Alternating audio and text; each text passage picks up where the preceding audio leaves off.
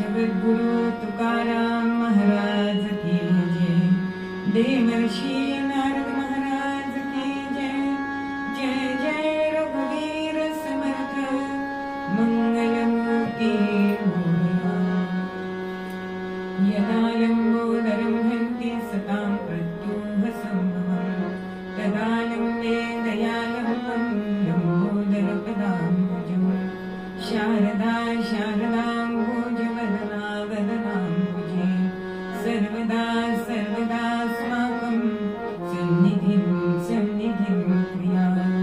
नमस्तस्मै भगवते नारदाय महात्मने कामक्रोधविहीनाय ऋषीणां प्रवराय च.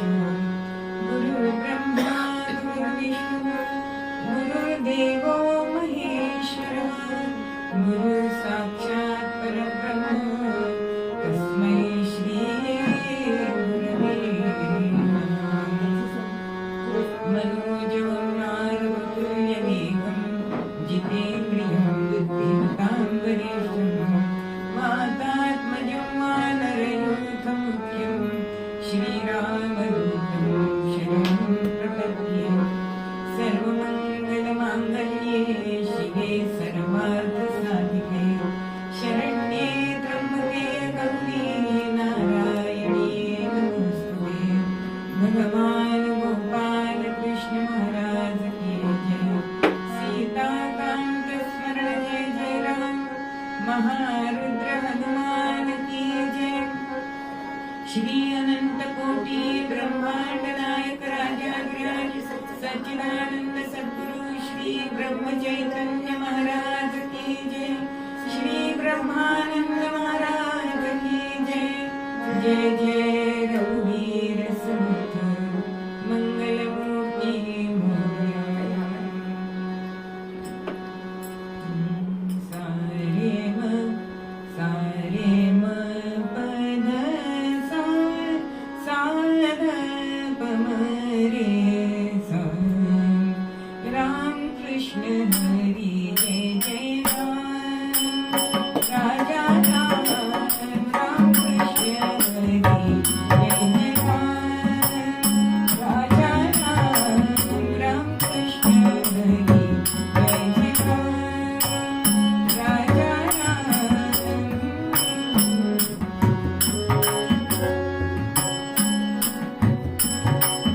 नवनीत दसन नवनीत प्रिय नवनीत दसन नवनीत प्रिय नवलनी गोदनी स्वारी. राजा राम नवलनी गोदनी स्वारी. राजा राम राम कृष्ण हरी जय जय राम. राजा राम राम कृष्ण हरी जय जय राम.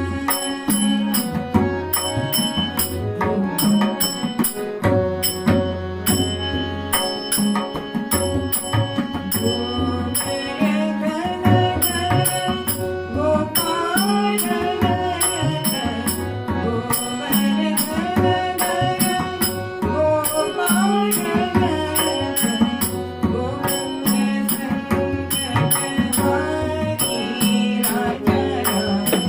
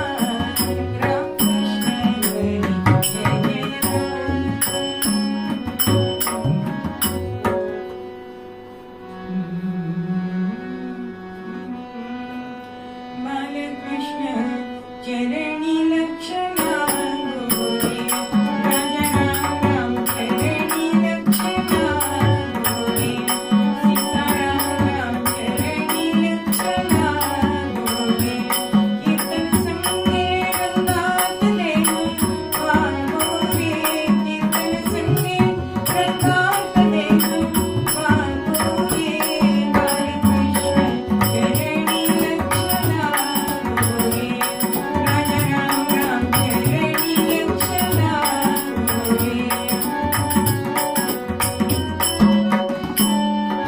स्वरूपी मनाने राधिका सुखरामा स्वरूपी मनाने राधिका सुखरामा काम क्रोधाधिक जाती निज धामा काम क्रोधाधिक जाती निज धामा बालकृष्ण चरणी लक्ष लागो रे राजा राम राम चरणी लक्ष लागो रे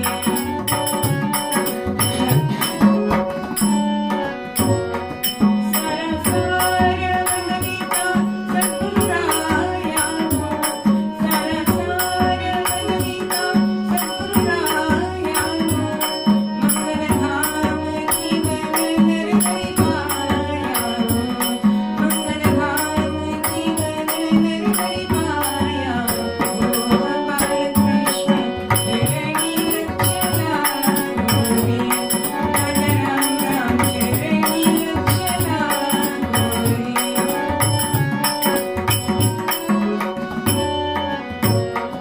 सर्वचिन्मय नारायण रूप ज्ञान सर्वचिन्मय नारायण रूप ज्ञान तन्मय होनी फलवंत प्रेमिगानो तन्मय होनी फलवंत प्रेमिगानो बालकृष्ण चरणी लक्ष लागो रे राजा राम राम चरणी लक्ष लागो रे सीताराम राम चरणी लक्ष लागो चरणी लक्ष लागो चरणी लक्ष लागो रे श्री गणेश जय गणेश श्री गणेश जय गणेश वंदे राघव दास नवदास कीर्तनास रुक्मिणी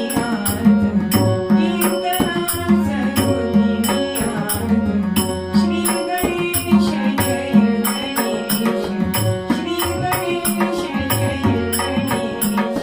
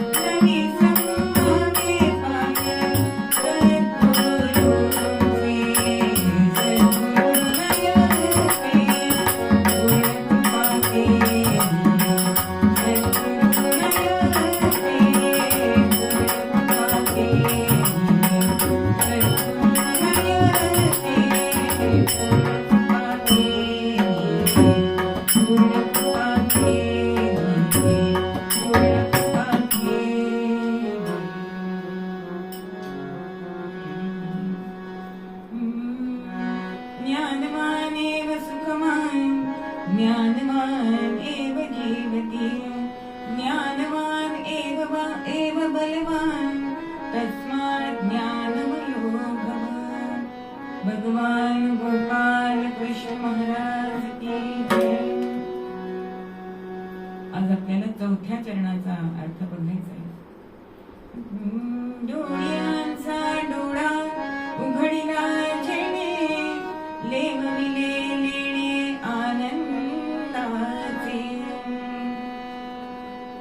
डोळा उघडणे आपली मराठी भाषा आहे ना. परवाच मी एक पोस्ट वाचली, 30 प्रकारचे क्रियापद त्याच्यात आलेली होती बरं का. डोळ्याला डोळा न देणे, डोळा चुकवणे, डोळा मारणे, अशी 30 होती. म्हणजे आपली भाषा बघा किती श्रेष्ठ आहे. दुसऱ्या कुठल्याही भाषेत एवढी विविधता नसेल की प्रत्येकाचा अर्थ वेगळा आहे. आहो की डोळे भरून येणे, ही सगळे आपल्याकडे त्याची त्याच्या मागची जी भावना आहे ना ती प्रत्येक वेळची वेगवेगळी आहे. मग असा हा डोळा, कारण आम्ही पंचपरिवर्तन हे जे आता आमचे कार्य चालू आहे की शाखेसाठी हेडगेवारांच्या जन्मापासून म्हणजे गुढीपाडव्यापासून ते दसऱ्यापर्यंत म्हणजे शाखेच्या वर्धापन दिनापर्यंत हे आम्ही पंचपरिवर्तन याच्यामध्ये हे 6 भाग सांगतो. कधी कधी की भाषा भूषा, भजन भोजन आणि भवन आणि भ्रमण. त्याच्यामध्ये आज भाषेमध्ये म्हणून मी आज हे सांगितलं की आपली भाषा ही इतकी उत्तम प्रतीची आहे, पण आपल्याला त्याचा विसर पडलेला आहे. आणि असा विसर पडणं म्हणजेच हे अज्ञान आहे ना. मग सद्गुरु हा डोळ्यांचा डोळा उघडतो असं आपल्याला नामदेव महाराज मूळ पद्यामध्ये सांगताय. मग वशिष्ठांनी सुद्धा रामाला सांगितलंय की तू कसा हो, ज्ञानवान हो. का बरं ज्ञानवान हो? तर ज्ञानवान जो असतो तो सुखवान, तो सुखी होतो. ज्ञानवान असतो तो बलवान होतो. म्हणून तस्मात ज्ञानमयो भव असा आशीर्वाद वशिष्ठ मुनी रामरायाला सुद्धा देतात. मग असा हा जो दृष्टीचा जो आपला डोळा उघडणार आहे, कारण ज्ञानामध्ये सुद्धा विद्या आणि ज्ञान याच्यामध्ये सुद्धा फरक सांगितला.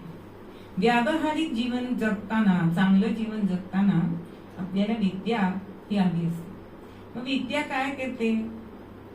विद्येमुळे ना जगतात मान, विद्येमुळे नाही कुठेही स्थान. अहो विद्या नसेल तर तुम्हाला कुठेही मान मिळत नाही. आलात काय गेल्यात काय कोणाचं लक्ष नसतं.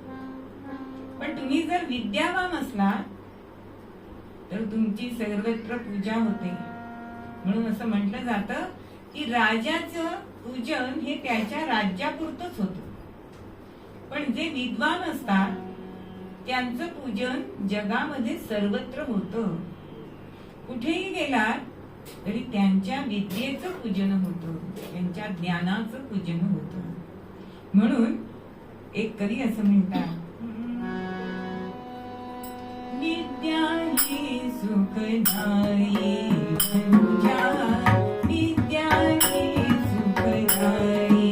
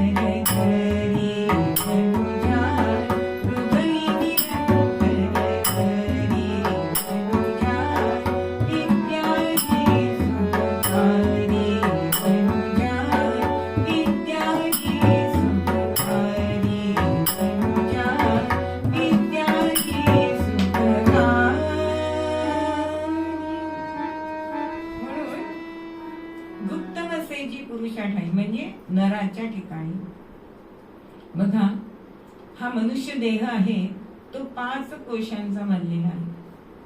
इतर कुठल्याही प्राणी मात्राला आनंदमय कोश नाहीये, फक्त तो मनुष्य जन्मात मनुष्य देहालाच तो आहे. आणि तिथला जो आनंद आहे ना, तो आनंद आपल्याला सद्गुरू देतात. म्हणून ही विद्या ही आपण व्यवहारामध्ये ही मिळवलीच पाहिजे. मग ही विद्या मिळवल्याशिवाय तुम्हाला ज्ञान मिळत नाही, मान मिळत नाही, कुठे स्थान मिळत नाही. मग अशी ही विद्या, त्या विद्येची मुख्य देवता आहे सरस्वती, शारदा. म्हणून समर्थ सुद्धा गणेशाला वंदन केल्यानंतर ताबडतोब शारदेला करतायत बर का वंदन. गणाधीश तो ईश सर्वांचा त्या श्लोकामध्ये. मग शारदेला का वंदन करायचंय? गणेश तर बुद्धिदाता आहे. मग शारदा काय करते? शारदा ही बुद्धी कुठे कशी वापरायची ना, ह्याचं ज्ञान ती देते. आता नुसती बुद्धी जवळ असून काही उपयोग नाही.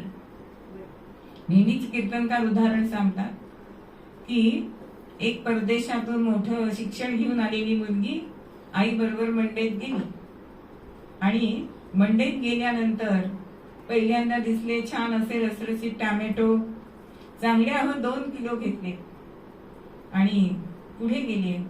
मिरच्या कोथिंबीर घेतली, बरं पिशवी एकच नेलेली आणि नंतर बटाटे वडे करायचा बेत जाता जाता ठरला आणि बटाटे घ्यायचे ठरलं आणि 2 किलो बटाटे घेतले आणि त्या टॅमॅटोवर घेतले. आता ते भाजीवाला म्हणतोय तुमची मुलगी शिकलेली दिसते. आता त्या आईला मोठं आनंद झाला की तुम्हाला कसं कळलं? अहो टॅमॅटो वरती बटाटे घेतले म्हणजे शिक्षण घेऊन सुद्धा ते जर योग्य तऱ्हेने वापरता आलं नाही तर त्याचा काहीही उपयोग नाही. म्हणून नेहमी लक्ष्मी आणि सरस्वती हे दोन्ही एका ठिकाणी नसतात असं म्हणतात की ज्याच्याकडे सरस्वतीचा वास आहे त्याच्याकडे लक्ष्मी सहसा वास करत नाही. मग काय बरं याच्यामध्ये आहे? म्हणून सरस्वती तरी श्रेष्ठच आहे. कारण लक्ष्मी बघा कुठे बसलेली असते? कमळामध्ये. आणि ते कमळ असतं पाण्यात. पाणी हे चंचल आहे, वाहत आहे आणि त्यामुळे लक्ष्मी सुद्धा ही चंचल आहे बर का. आणि सरस्वती दगडावर बसलेली दाखवतात बघा. तिचं जरी वाहन मोर वगैरे शेजारी असलं तरी ती शिळेवरती बसलेली आहे. जर आपण शाळेतली मूर्ती बघितली, मग दगड जसा ठाम असतो ना तसं ती विद्या एकदा तुम्ही घेतलीत ना की ती तुमच्याजवळ कायम स्वरूपी राहते. तिची कोणी चोरी करू शकत नाही, तिच्यामध्ये वाटेकरी होत नाहीत आणि तिचा कधी भार होत नाही. किती पद्या घेतल्या तरी मनुष्याला त्याचा भार होतो का? हो. म्हणून आणि त्या विद्येचं असं महत्व सांगितलेलं आहे की ती जेवढी आपण दुसऱ्याला देऊ ना तेवढी ती वाढत जाते. म्हणून विद्या ही आपण प्राप्त केली पाहिजे, पण ती व्यवहार. म्हणजे महाराज सुद्धा म्हणतात की व्यवहारामध्ये इतकं आपल्याला विद्या आपल्याला असावी की कोणापुढे हात पसरायला लागू नये. कारण व्यवहारामध्ये अर्थ हा आवश्यकच आहे, त्याच्याशिवाय संसार होणार नाही. पण परमार्थामध्ये मात्र आपल्याला ज्ञान उपयोगी पडतं. कारण हे ज्ञान जे असतं ना ते सद्गुरू आपल्याला देत असतात. मग सद्गुरू देतात त्याच्यासाठी वामन पंडित एके ठिकाणी म्हणतात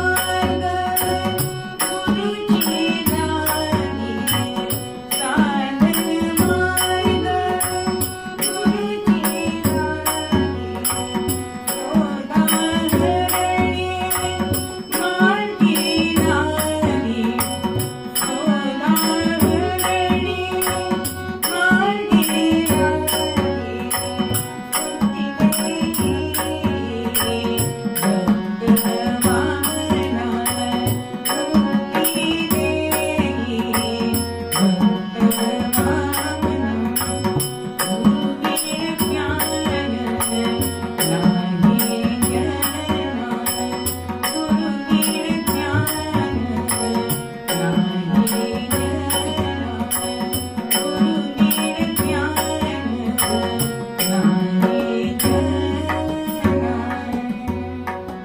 गुरुवीण ज्ञान नाहीच.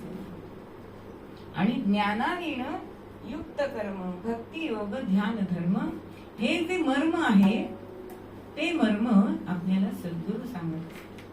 आणि यासाठी आपल्याला सद्गुरूंना शरण जायला पाहिजे.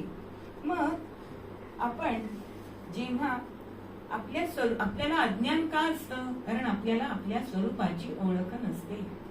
आणि ती स्वरूपाची ओळख सद्गुरू करून देत असतात. एक धनगर असतो आणि रानामध्ये आपल्या शेळ्या मेंढ्या पाळायला जात असतो.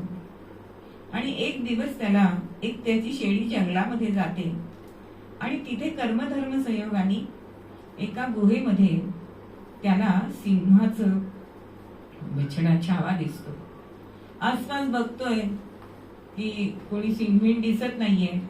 म्हणून आपल्या शेळ्या मेंढ्यांचं रक्षण करण्यासाठी आपण ह्या छाव्याला घेऊया आणि आपल्या बरोबर नेतो.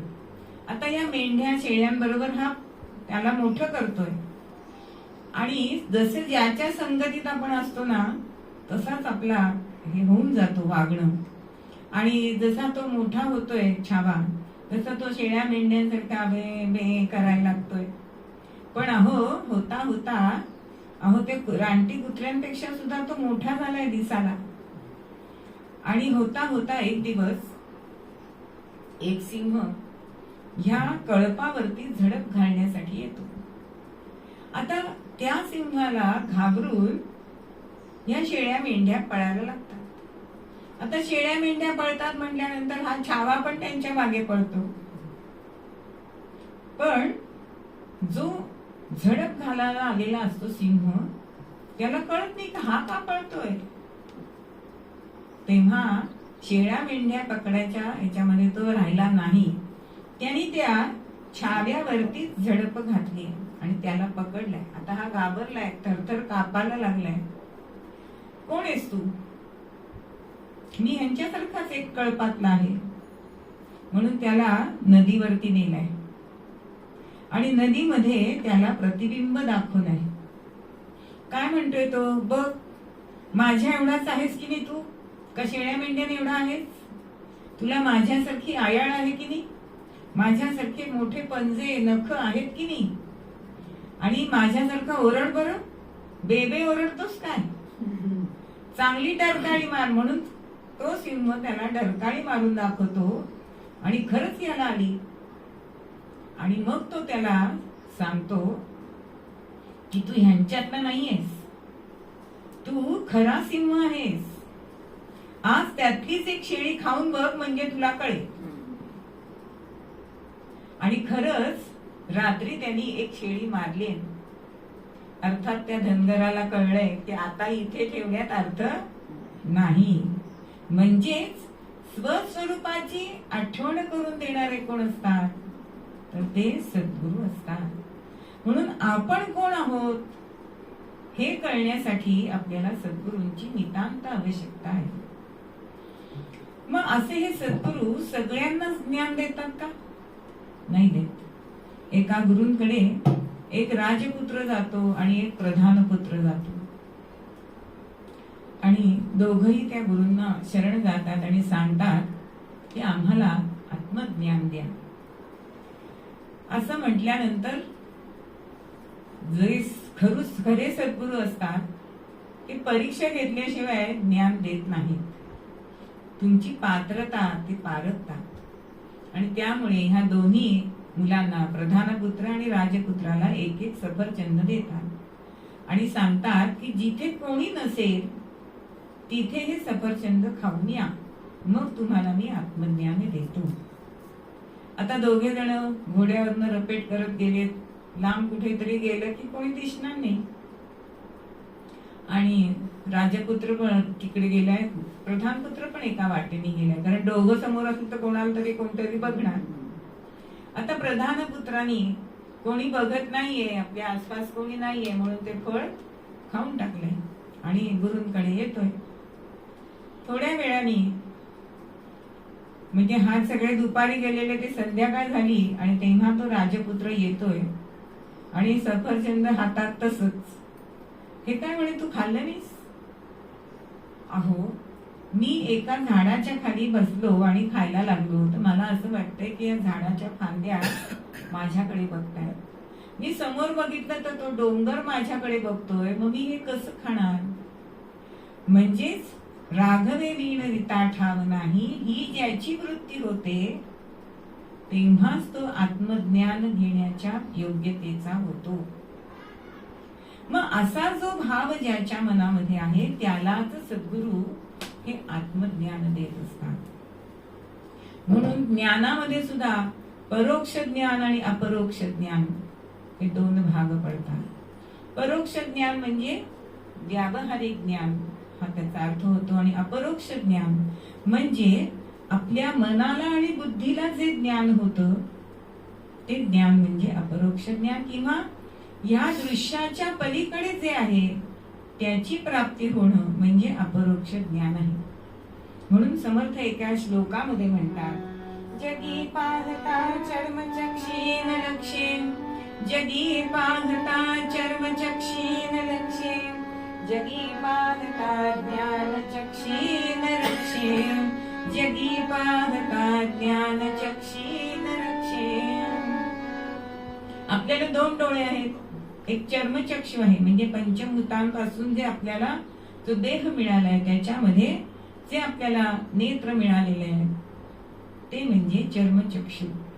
त्यांनी सर्वच दिसतं का? नाही दिसत. आता एक जण म्हणाला की मला हवा दाखवा, दाखवता येते का? नाही दाखवता येत. ती आपल्याला स्पर्शाने कळते, किंवा श्वास कोंडला की कळते हवा किती आवश्यक आहे आणि ती आहे. म्हणजे जशी हवा दिसत नाही तशी ती आत्मवस्तू जी आहे ती आपल्याला दिसत नाही. आणि चर्मचक्षुनी आपल्याला इतर जरी दिसलं तरी आत्मवस्तू दिसत नाही. आणि त्यासाठी आपल्याला जे ज्ञानचक्षु आहेत ते ज्ञानचक्षु उघडणारे हे सद्गुरु आहे. मग ज्ञानियांचा डोळा उघडीला जेणे, जो ज्ञानियांचा डोळा उघडतो ना तो खरा सद्गुरु. आणि इथे असं होतं की जेव्हा ती आत्मवस्तू ज्ञानचक्षुनी आपल्याला दिसते त्यावेळेला तुकोबा कसं म्हणतात की देव पहावया गेलो देव होऊन ठेलो. म्हणजे देवामध्ये आणि आपल्यामध्ये कुठलंही द्वैत नाही, तो आणि आपण एकच आहोत ह्याचं ज्ञान देणं म्हणजेच ज्ञानचक्षुनी ते आत्मवस्तू ही दाखवणं. मग ही वस्तू जेव्हा आपण दाखवतात सद्गुरु त्यावेळेला साधकाची परिस्थिती कशी होते, मनस्थिती कशी असते? तर एक साधू महाराज असतात आणि एका शेतकऱ्याला रात्रीच्या वेळी म्हणजे दुपारचा त्रास व्हायला नको म्हणून सगळेजण तो किल्ला, जसं गिरनार पर्वत हा रात्री चढला जातो, 11,000 पायऱ्या चढायचे तर रात्री चढायचा, किंवा वैष्णवी देवी सुद्धा रात्रीच चढली जाते. तसं तिथे एका डोंगरावरती दत्त मंदिर असतं आणि त्या दत्त मंदिराला जवळजवळ 16 कोस वगैरे असं तो लांब असतो आणि कुठून कुठून लोक येत असतात. त्या शेतकऱ्याला असं वाटतं की आपण सुद्धा त्या दत्तात्रयांचं दर्शन घ्यावं. आणि म्हणून तर आपल्या सद्गुरूंना सांगतात, तो शेतकरी सांगतो की मला जायचंय, म्हणून मग सद्गुरू काय देतात, हातामध्ये कंदील देतात आणि कंदील देतात आणि हा कंदील घेऊन चालायला लागतो आणि थबकतो. तर गुरु म्हणतात की का थांबलास? अहो ह्या कंदिलानी मला फक्त 10 पावलांच दिसतंय. पण सद्गुरु त्याचा ज्ञानचक्षु उघडतात आणि सांगतात काय की अरे 10 पावलं त्या उजेडात चाललास ना की पुढची 10 पावलं तुला परत दिसणार आहे, पुन्हा गेलास की पुन्हा पुढची 10 पावलं, असं तू कितीही अंतर चालू शकतोस. मग असा ज्ञानचक्षु जर आपला सद्गुरूंनी उघडला तर त्या परमात्मा हा आपलाच होऊन जातो. म्हणजे ज्ञानचक्षुन रक्षे असं समर्थ म्हणतात. ते कशासाठी की त्याच्यामध्ये आणि आपल्यामध्ये द्वैत राहत नाही. मग कोण कोणाचं रक्षण करणार? असा हा परमात्मा हा आपल्याला जे दाखवतात ते सद्गुरू असतात.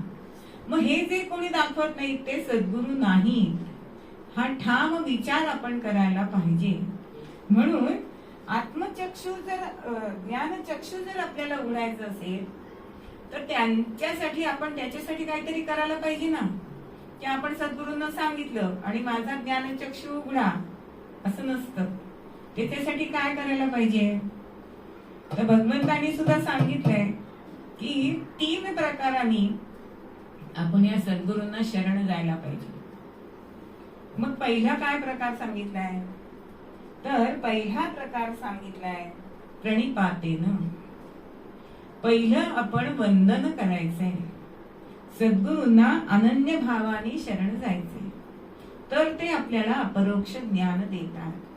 मग अपरोक्ष ज्ञान कसं असतं ते आपल्याला जाणवलं पाहिजे. म्हणजे सद्गुरू आपल्याला या ज्ञानाची जाणीव करून देतात. बघा, गीतेमध्ये एक श्लोक आहे, अनन्या चिंतयन्तो माम. हा श्लोक सगळ्यांना ज्ञात आहे म्हणून श्लोक म्हणत नाही. आणि ह्या श्लोकावरती एक राजाच्या समोर राजपुरोहित प्रवचन करतात. चांगलं 1-1.5 तास करतात. आणि आज त्यांना असं वाटतं की आपलं प्रवचन इतकं छान झालंय की राजा काहीतरी उत्तम असं आपल्याला बक्षिसी देणार. आणि प्रवचन झालं, सगळेजण वाहवा करतायत, नमस्कार करतायत. आणि राजेसाहेबांच्या इथे त्यांनी बोलवलंय आणि हे गेले. तर मनामध्ये इच्छा होती काहीतरी बक्षीस मिळेल, पण अहो झालं उलटच. राजांनी त्या राजपुरोहितांना सांगितलं की हा श्लोकाचा अर्थ तुम्हाला कळलेला नाही. आता यांना वाटतं अहो इतकं छान प्रवचन केलं आणि कळलं नाही. परत राजाला नमस्कार करून सांगतो की अहो आपल्या दरबारात जे ज्ञानी आहेत ना त्यांना सुद्धा तुम्ही विचारा, मी सांगितलेला अर्थ अगदी बरोबर आहे. पण राजा म्हणतो ह्या श्लोकाचा अर्थ कळल्याशिवाय पुन्हा पुराण सांगायला राज दरबारात येऊ नका. आता मनामध्ये तुम्ही हल्ली कशी IT मध्ये कधीही काढतात ना, तसं या राजपुरोहितांचं झालंय. टांगती तलवार की येताना असं मनात की आता आपला प्रपंच चालायचा कसा. खाल मानेने घरी येले, जड अंतःकरणाने जड पावलाने घरी येत आहेत. पत्नीने हातपाय धुवायला पाणी दिलंय, हात पुसायला पंचा दिलाय आणि पडवीतल्या झोपाळ्यावरती बसले.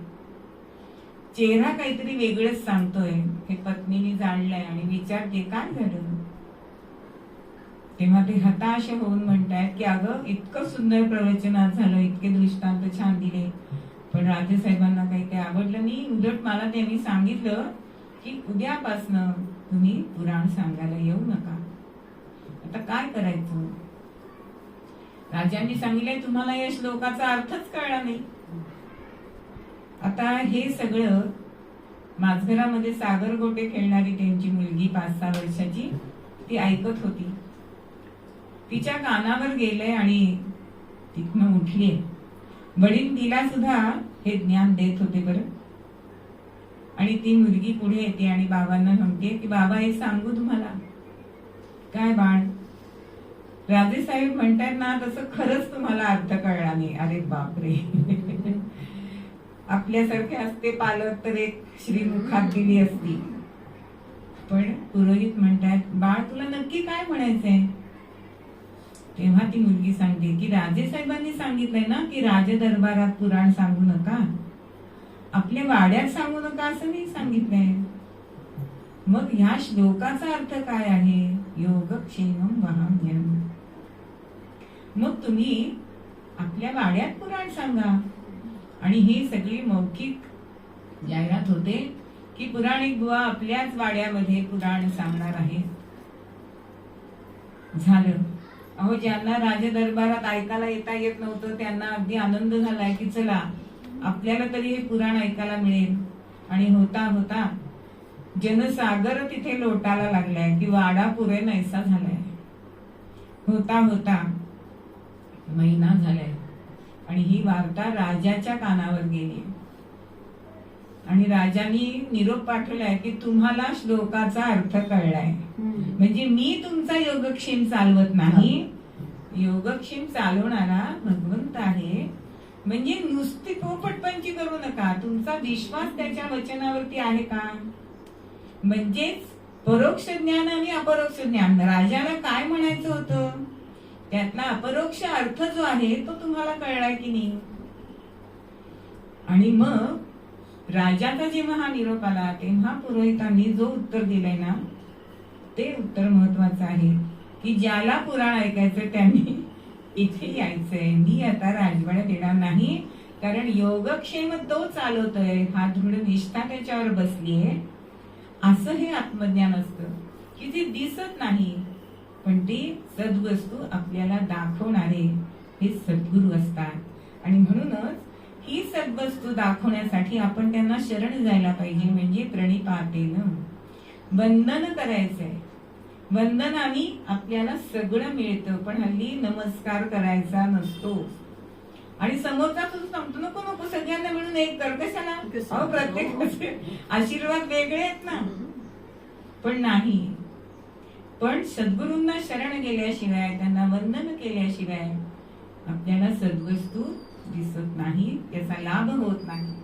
त्यानंतर आहे सेवया, म्हणजे सेवा. सेवेने सद्गुरूंना आपण प्रसन्न करायचंय. मग ही सेवा कशी करायची? दीनाचा दयाळू मनी आठवावा, दीनाचा दयाळू मनी आठवावा, सद्गुरू देवा घडू दे तुझी रोज सेवा, सद्गुरू देवा घडू दे तुझी रोज सेवा.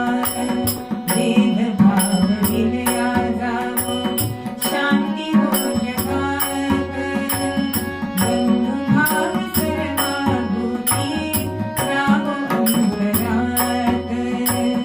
भेदभाव विलया जावो, शांती हो जगात, बंधुभाव सर्वाभूती राहो अंतरात. तुझ्या कृपेचा लाभ आम्हा गोड मिळाला, तुझ्या कृपेचा लाभ आम्हा गोड मिळाला. सद्गुरू देवा घडू दे तुझी रोज सेवा, सद्गुरू देवा घडू दे तुझी रोज सेवा. सद्गुरूंची सेवा करायची, ती मनोभावे करायची म्हणून करायची नाही. तिथे तन मन धन हे सगळं तिथे आपल्याला अर्पण करायचंय. अशा सेवेनी सुद्धा सद्गुरू आपल्याला ही आत्मवस्तू देतात, प्राप्ती करून देतात. आणि तिसरी गोष्ट म्हणजे प्रतिप्रश्नेन परिप्रश्नेनं, म्हणजे सद्गुरूंवर आपण अविश्वास दाखवायचा नाहीये, पण जिज्ञासा युक्त आपण प्रश्न विचारायचे. तर ते प्रश्न विचारून आपल्याला सद्वस्तू प्राप्त करून देणारे सद्गुरू असतात. आणि तरी सुद्धा त्याच्यासाठी काय साधन करायचं हे सद्गुरू साधकाला, शिष्याला सांगत असतात. म्हणून ज्ञान वैराग्य भजन, म्हणून ज्ञान वैराग्य भजन, सधर्म कर्म आणि साधन, कथा निरूपण श्रवण मनन, नीती न्याय मर्यादा.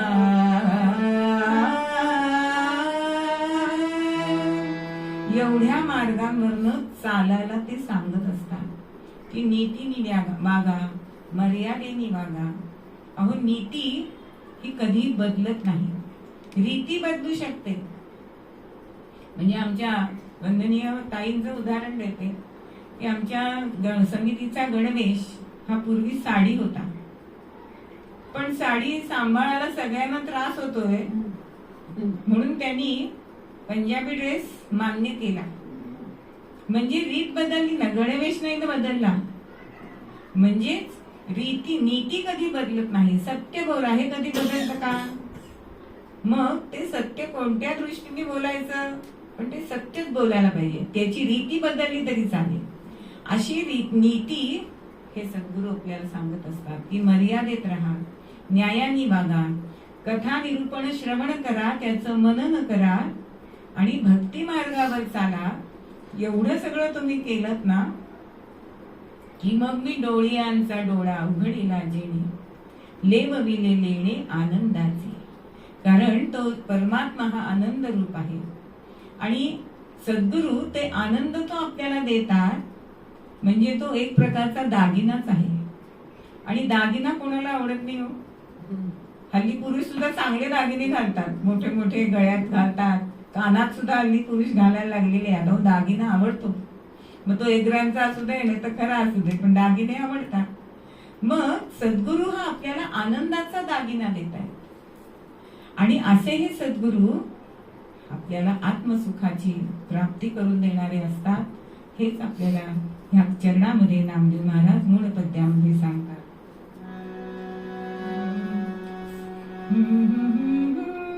सद्गुरु नयते पूर्ण कृपाचे, सद्गुरु नयते पूर्ण कृपाचे, निज वस्तु धारिणी माझी मन, निज वस्तु धारिणी माझी मन. सद्गुरु नयते पूर्ण कृपाचे, सद्गुरु नयते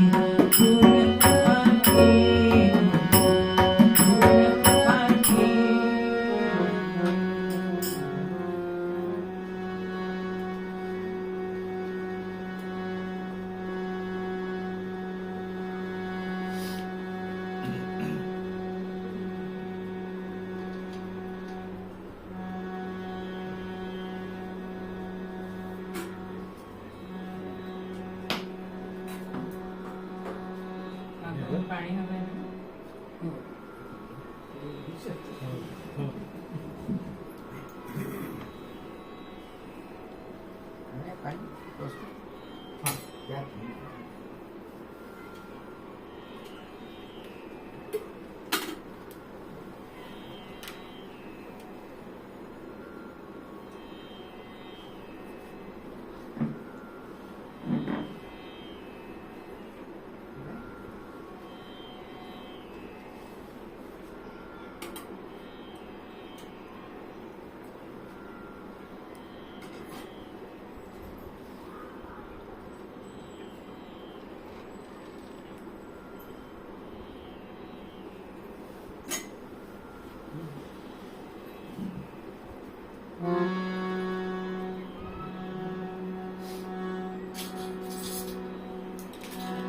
एकदा भजन करूया.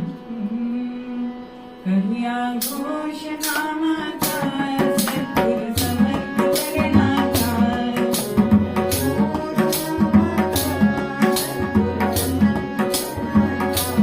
करूया घोष नामाचा सद्गुरु समर्थ चरणाचा.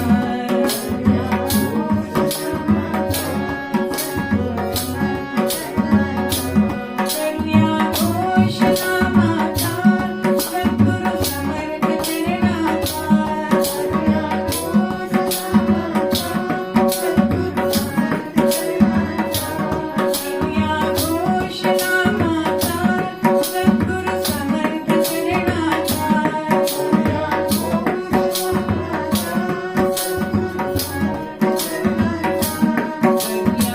घोष नामाचा सद्गुरु समर्थ चरणाचा.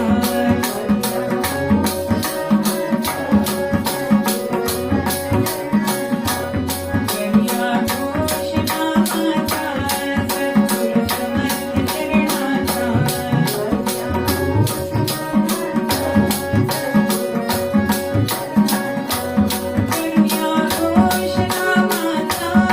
सद्गुरु समर्थ चरणाचा.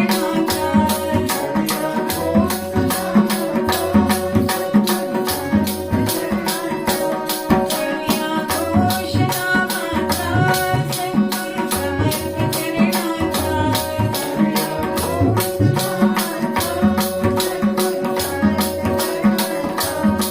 करूया घोष नामाचा सद्गुरु समर्थ चरणाचा. करूया घोष नामाचा सद्गुरु समर्थ चरणाचा. करूया घोष नामाचा सद्गुरु समर्थ चरणाचा. सीताकांत स्मरण जय जय राम. महारुद्र हनुमान की जय. श्री अनंत कोटी ब्रह्मांड नायक राजाधिराज सच्चिदानंद सद्गुरु श्री ब्रह्म चैतन्य महाराज की जय. श्री ब्रह्मानंद महाराज की जय. जय जय रघुवीर समर्थ मंगलमूर्ती मोरया.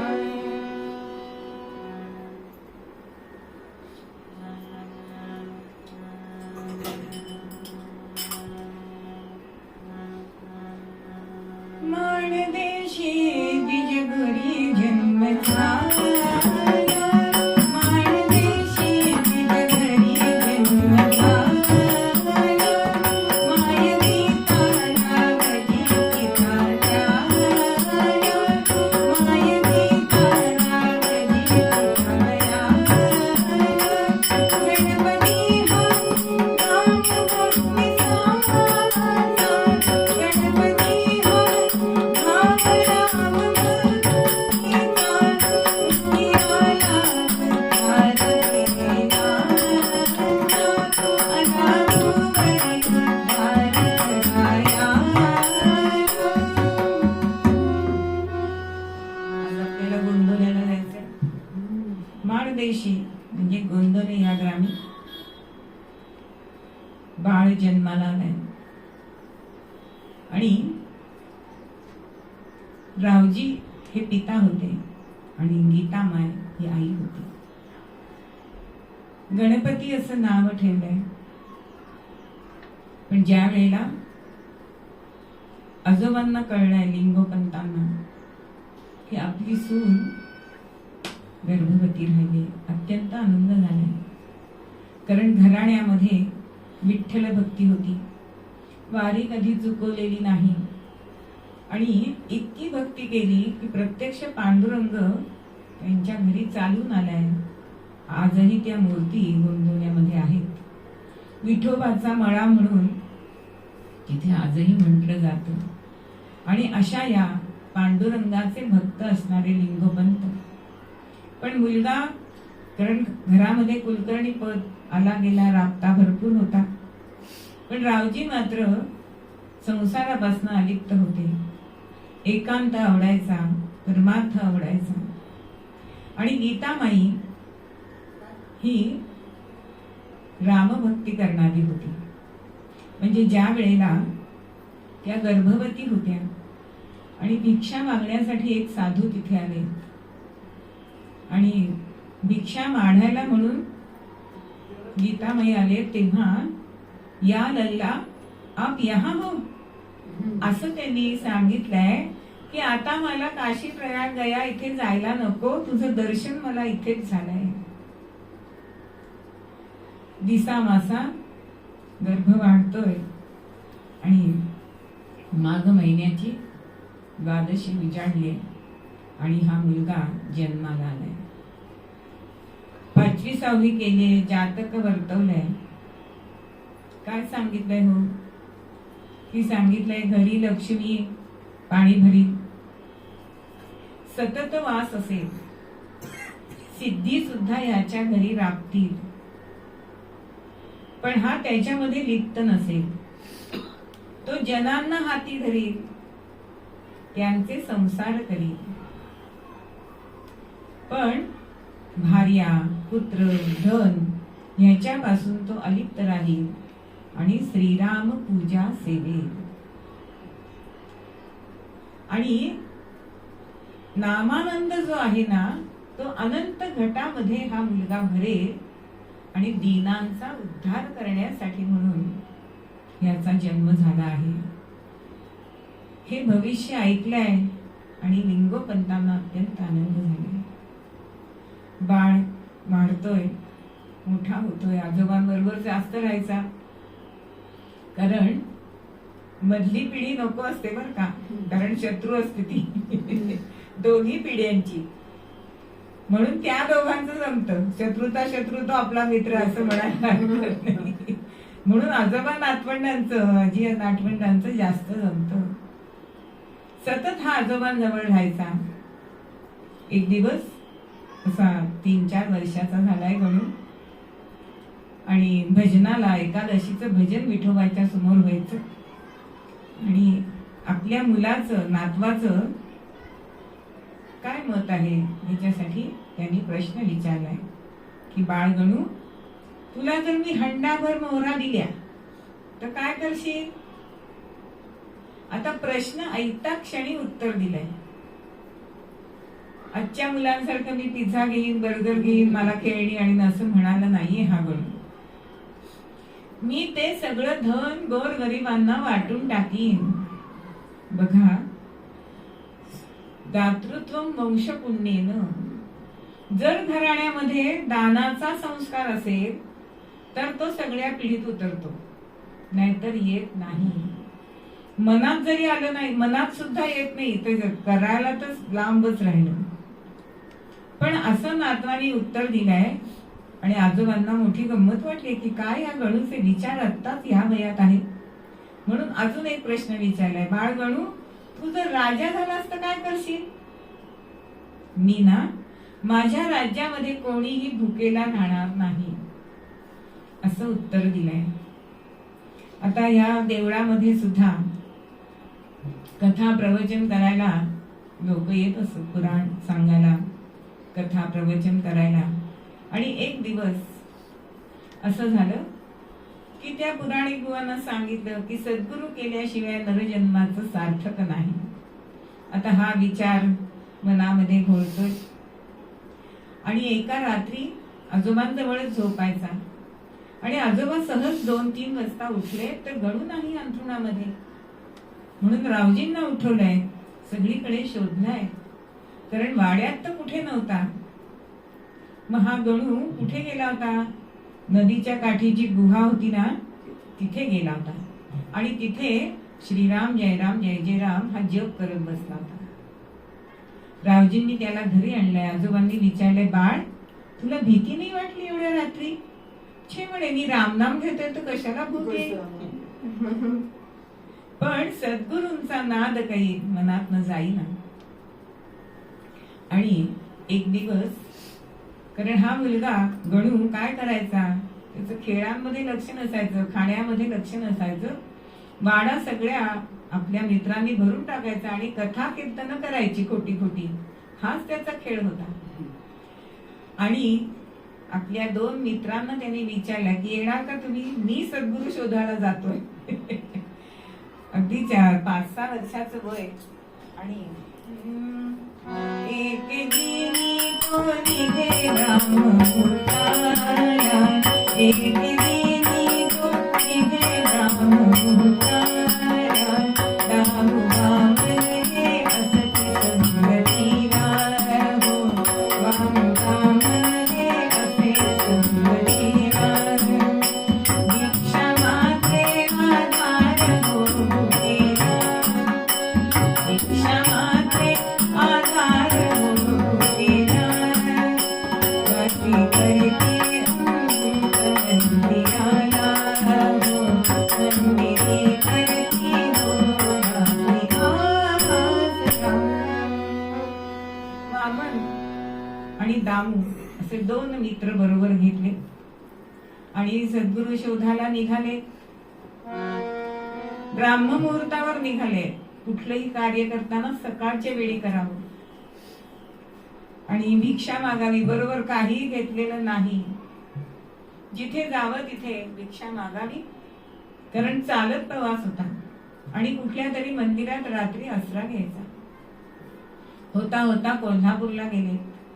कोल्हापूरला तिथे देवळामध्ये अंबाबाईच्या स्तोत्र म्हटलेत आणि सगळ्या लोकांना आश्चर्य वाटलं की एवढी लहान मुलं आणि एवढं सगळं म्हणतायत.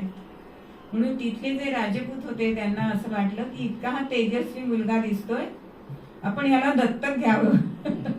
पण जो दामू जो होता त्याला आला कंटाळा, कारण काय हे वणवण फिरायचं, मी चाललो. म्हणून तो परत गोंधळ्यात आला आणि मग गणू कुठे आहे हे रावजींना कळलंय आणि ते कोल्हापूरला गेले. पण मध्यंतरामध्ये एका भिकाऱ्याने भिक्षा मागितली आणि आपल्याजवळ काही नाही म्हणून या गणूनी आपल्या कानातली धिगबाळी अशी ओढून काढली आणि दान दिले बरं. आणि त्यामुळे त्यांचा कान हा फाटकाच राहिलेला होता. पुन्हा रावजींनी घरी आणलाय. आता याला प्रपंचात अडकवल्याशिवाय याचा हा नाद सुटणार नाहीये असं लिंगोपंतांनी मनात ठरवलंय. आणि खातवळच्या गोडशेंची मुलगी सरस्वती तिच्याशी विवाह झालाय. विवाह झालाय. पंढरपूरला जाऊन आले दर्शनासाठी. पण मध्यंतरीच्या काळामध्ये राधाबाई, आजी राधाबाई आणि लिंगोपंतांचं देहावसन झालंय आणि पुन्हा सद्गुरु शोधाची उर्मी मनामध्ये जागृत झाली. आणि कोणालाही न सांगता हा गणू एकटाच निघालाय. कारण बरोबर कोणी असलं की मनात विचार वेगवेगळे येतात. पण आपल्याला सद्गुरु शोध करायचाच आहे हे ठाम ठरवलेलं होतं. आणि अनेक ठिकाणी गेलाय. कोल्हापूरला गेलाय, नाशिकला गेलाय, नंतर अबूला गेलाय. कुठे गेले नाहीत अहो. नैमिषारण्यामध्ये गेले. पण सगळीकडे जे मनाला समाधान व्हायला पाहिजे ना ते होत नाही.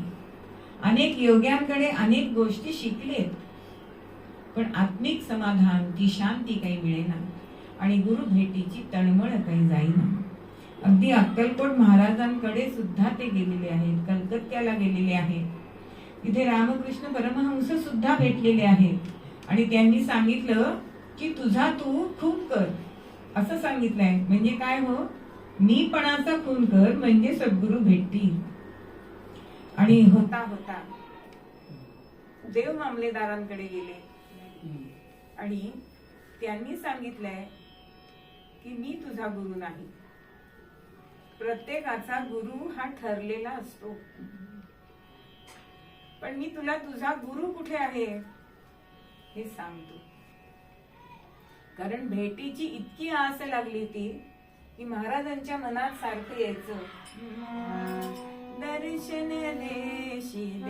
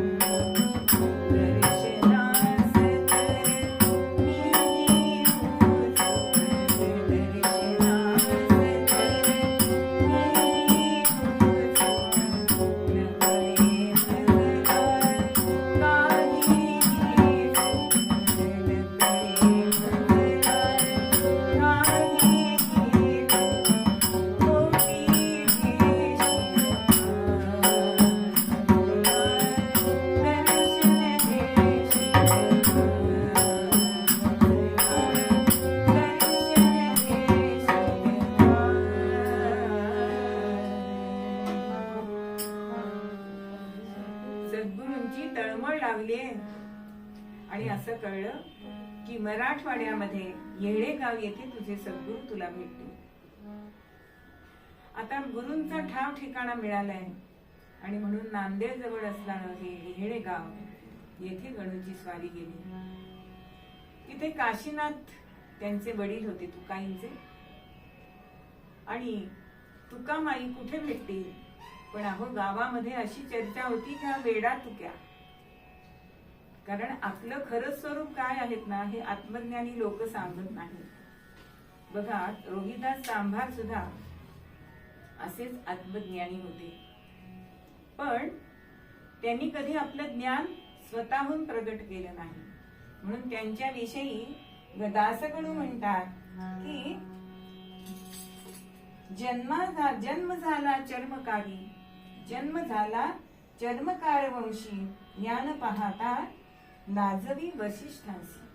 आपण समर्थांचं वर्णन करताना सुद्धा वशिष्ठापरी ज्ञान योगेश्वराचे, म्हणजे वशिष्ठांइतकं ज्ञान रोहिदास सांभारांचं सुद्धा होतं, आणि ते त्यांनी जगामध्ये सगळ्या भारतामध्ये पसरवलं. म्हणजे जसं नामदेवांचे सुद्धा ग्रंथ साहेबा या त्यांच्या शिखांच्या ग्रंथामध्ये 60 अभंग आहेत, तसे रोहिदास सांभारांचे सुद्धा 40 अभंग या ग्रंथ साहेबामध्ये आपल्याला दिसतात. असे आत्मज्ञानी हे रोहिदास होते, पण वरून आपल्याला असं दिसत नाही. तसेच की तुकामाई ही रानमाळ फिरत असे, डोक्याला एखाद्या लहान मुलाचं टोपड असावं तसं त्यांचं रूप असायचं, हातामध्ये चिलीम असायची, आणि एखादं कधीतरी लहान कुत्र्याचं पिल्लू हे हातामध्ये असायचं, आणि कमरेला पंचा गुंडाळलेला असायचा. असं हे रूप गावभर सगळीकडे शोधलाय, पण तुकामाईचा काही पत्ता लागला नाही. शेवटी हा गणू त्यांच्याच घराशी भिंतीला टेकून झोपलाय, झोप लागली मुलाला. आणि सकाळपासून तुकाई काय म्हणत होते, येणार येणार चोर येणार आणि माझं सगळं लुटून नेणार. पण ह्याचा अर्थ गावातल्या लोकांना कळेना. आणि संध्याकाळच्या वेळी सूर्यास्ताच्या वेळी तुकामाई आपल्या घरी आली आहे, ती हातात उसाचं दाणकं घेऊनच चोराला मारायला. बरं, कारण तुकामाईंची अशी परीक्षा होती की साधा विद्यार्थी ती देऊच शकणार नाही. आणि धावून गेले त्यांच्या अंगावरती, मला लुटायला आलास का. पण सद्गुरु माय बघितलीये आणि नैनातनं घळघळ घळघळ अश्रू व्हायला लागले. चरणावरती लोटांगण घेतलंय आणि उसाचा दांडू न मारता तुकामाईंनी जवळ घेतलाय. आणि दुसऱ्या दिवशीपासून गुरूंची सेवा सुरू झाली. 9 महिने अहोरात्र महाराजांनी गणुबुवांनी तुकामाईंची सेवा केलेली आहे.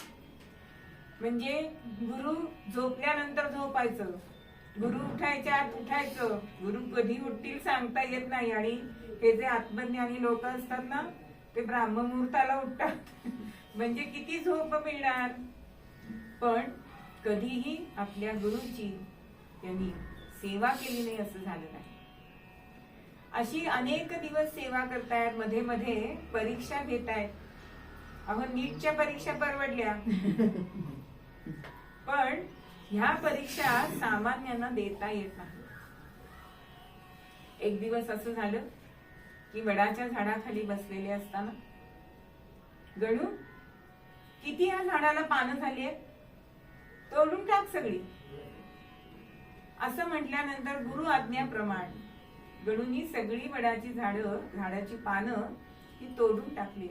आता पानांचा हा रास झाले, खाली रास झाली. आणि आता त्या पाना जिथे होती तिथनं चीक गळायला लागलाय. अरे ते झाड रडतंय, तर चीक म्हणजे त्याचे अश्रूच आहेत. लावून टाक पुन्हा पानं. आता आपल्याला काय म्हणत, झाडाला पानं तोडणं सोपं आहे हो, पण लावणार कशी, ती चिकटणार कशी. पण मनामध्ये शंका घेतली नाही आणि पानं एक एक लावायला सुरुवात केली आहे. आणि ते पान चिकटलंय बरोबर. एक दिवस सांगितलंय की ह्या डोहामध्ये उडी मार. वर यायला सांगितलं नाही, त्यामुळे यायचं नाही. जवळजवळ 6 तास गणू पाण्यामध्ये होता. मग गुरुमाऊलींनी आज्ञा केली की वर ये. म्हणजे अशा कठीण कठीण परीक्षा तुकामाईंनी महाराजांच्या घेतलेल्या आहेत. आणि एक दिवस अंतिम परीक्षा की असं झालं, सकाळच्या वेळी नदी किनारी 4-5 मुलं खेळायला आलेली. आणि तुकामाई सांगते, बाळ गणू, ती मुलं आहेत ना, ती खेळतायत. इथे एक मोठा खड्डा खण आणि त्या खड्ड्यामध्ये ते मुलांना घाल, त्याच्यावर माती घाल आणि त्या मातीवरती बसून खड्डा जिथे बुजवलाय तिथे बस. मौन धरून बसायचे आणि ध्यान लावायचे, अशी आज्ञा केली. आणि आज्ञाप्रमाणे मोठा खड्डा खणलाय, त्या मुलांना तिथे खाली ठेवलंय, खड्डा बुजवलाय आणि ती माती घालून त्याच्यावर आपण ध्यान करण्यासाठी बसले, मौन धारण केलंय. अहो, सकाळी गेलेली मुलं संध्याकाळ झाली तरी सुद्धा आली नाही, म्हणून पालक शोधायला लागले. आधी एकमेकांच्या मित्रांकडे विचारणा केली, तुमच्याकडे बसलेत का, तुमच्याकडे बसलेत का, पण कोणाचकडे मुलं नाही. म्हणून नदीवर खेळायला गेलेत का. पूर्वी सगळी मुलं घराबाहेर खेळत असत बर का, हल्ली घरात खेळतात. आणि जिथे हा गणू बसलेला होता तिथे बघतायत, शोधतायत. तुकामाई विचारतायत, कोणाला शोधताय तुम्ही. अहो म्हणे, आमची मुलं सकाळपासून जी गेलेत ते अजून आली नाहीये. मी सांगतो, मला माहिती आहे कुठे ती मुलं. तो मुलगा बसलाय ना, त्यांनी खड्ड्यामध्ये त्यांना पुरलं आणि तो वरती ध्यान करतोय. अहो, असं ऐकल्यानंतर कोण थांबेल. आणि अक्षरशः त्या पालकांनी गणूला ताडण करायला सुरुवात केली. पण आज्ञा काय होती, मौन धरायचे. त्यामुळे हो नाही तर चू नाही, उठायचं नाही, कारण गुरु आज्ञा नाही. आणि हे सगळं तुकामाई बघते. आणि हा परीक्षेत पास आहे म्हणून तुकामाई त्या पालकांजवळ गेलेत आणि मारता का काय त्याला, तुम्ही खणून बघा, तुमची मुलं जिवंत आहेत आतमध्ये. असं सामर्थ्य सद्गुरूंकडेच असतं. आपण केलं तर असं होणार नाही. आणि खरोखरच गणूला उठायला सांगितलंय आणि खड्डा खणल्यानंतर ती मुलं जिवंत होती. आता मात्र या गुरुमाईनी गणूला जवळ घेतलंय आणि सांगितलंय की अनुग्रह द्यायच्या पात्रतेचा तू झालायस, म्हणून रामनवमीचा हा मुहूर्त साधलाय. आणि जंगलामध्ये गेले आणि कृपा हस्त ठेवलाय आणि सांगितलंय की जे वशिष्ठांनी ज्ञान रामरायाला दिलं, जे सांदीपनींनी कृष्णाला दिलं, ते ज्ञान मी तुला आज दिलेलं आहे. तुकाईने प्रेम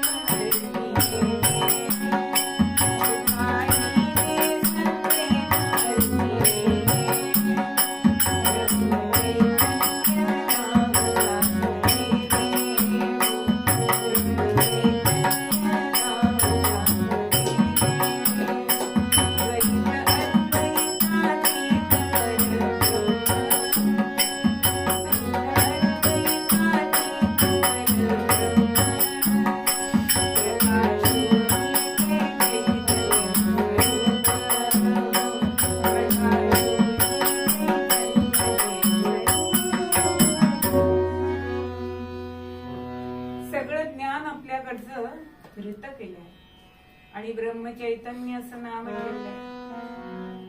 अहो, जिथे ब्रह्माचं चैतन्य आहे असं हे नाव त्यांनी सार्थ केलंय. आणि उपदेश केलाय की माझं नाव मोठं करायचं नाही. म्हणजे घटपाविती प्रतिष्ठा, गुरु राहतो अज्ञात.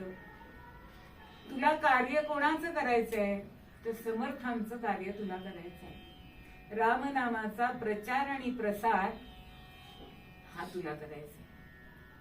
आणि गुरूंची आज्ञा घेतली आणि गुरूंनी सांगितलंय की तीर्थाटनाला जा. तीर्थाटनाला गेले. 8-9 वर्ष तीर्थाटन केलंय. म्हणजेच मी काल सांगितलं तसं की मिळालेलं ज्ञान पचायला पाहिजे आणि म्हणून तीर्थाटन सद्गुरू सांगत असतात आणि असं तीर्थाटन महाराजांनी केलंय आणि गुरूंची आज्ञा आपण असेपर्यंत पाळले नव्हे नव्हे आज तागायत ती पाळताय. कलियुगी राम भक्ती, कलियुगी राम भक्ती साधाया म्हणून ते विचार केला. जप जाप्य भजन पूजन, जप जाप्य भजन पूजन, मूर्ती स्थापन करून विविध परिणाम.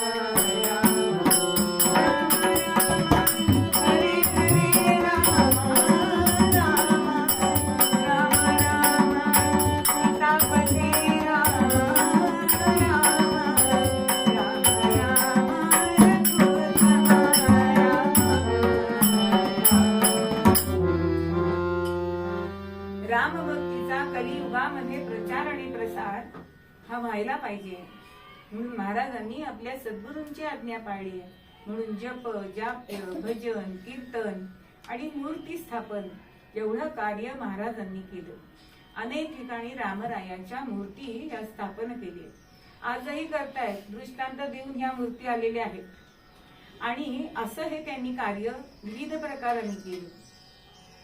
आज सुद्धा 113 वर्ष महाराजांना जाऊन झाली तरी सुद्धा जप हा चाललाय की नाही, कोट्यानो कोटी जप चाललेला आहे. म्हणजे असं वाटतं की एखाद्या ठिकाणी आता रे आपण गाडीतनं गोंदवल्याला जात असतो किंवा कुठेतरी आपला जप राहिले की महाराज सांगायचे की प्रवासात खूप छान जप होतो म्हणून प्रवासात जप करा. मग आपण जर माळ काढली ना तर असा आपल्याला अनुभव येतो महाराजांचे आहात का तुम्ही. म्हणजे इतकं रामनाम त्यांनी लोकांमध्ये रुजवलेलं आहे. पण ही त्यांनी जी सेवा केली, जे आपण पूर्वरंगामध्ये बघितलं की सद्गुरू आत्मवस्तू कशी दाखवतात, तर सद्गुरूंची सेवा करून त्यांना वंदन करून ते डोळ्यांचा डोळा आपला उघडतात. जन्मचक्षुनी जे दिसत नाही ती आत्मवस्तू आपल्याला ज्ञानचक्षुनी दाखवतात आणि तो जो परमात्मा आनंद रूप आहे त्याचं लेणं हे आपल्याला म्हणजे शिष्याला ते देतात. आणि असे सद्गुरू असतात हे आपल्याला मूळ पद्यामध्ये नामदेव महाराज सांगतात. सद्गुरू नायके